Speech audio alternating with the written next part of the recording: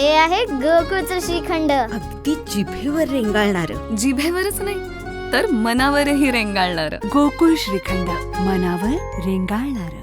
पुलाची शिरोली येथील शिवप्रतिष्ठान हिंदुस्थान यांच्या वतीने 18 फेब्रुवारीपासून म्हणजे फाल्गुन शुद्ध प्रतिपदेपासून फाल्गुन अमावस्येपर्यंतचा हा कालावधी बलिदान मास म्हणून ओळखला जातो.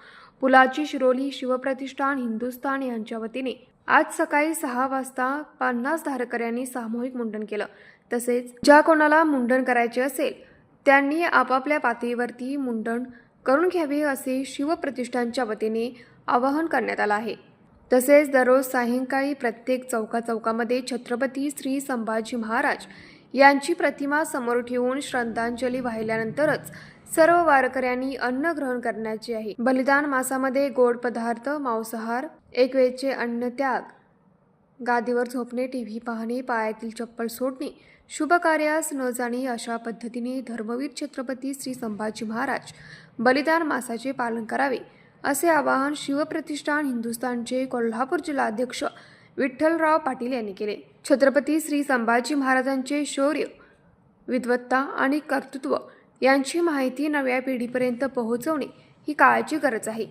धर्मवीर छत्रपती संभाजी महाराजांचा बलिदान मास हा केवळ स्मरणाचा काळ नसून स्वराज्य, स्वाभिमान आणि धर्मरक्षणाची प्रेरणा देणारा पर्व आहे.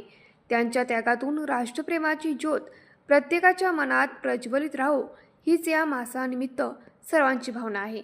आज दिनांक 18 फेब्रुवारी रोजी नाभिक समाज जागेवरती एकत्रित येऊन 50 धारकरी बंधूंनी सामुदायिक मुंडन केले.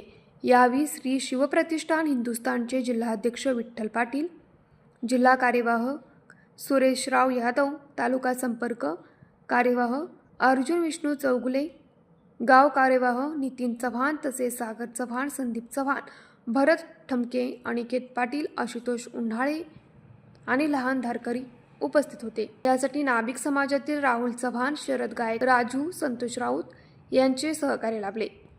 न्यूज मराठी 24 साठी किशोर जासूद, हातकणंगले.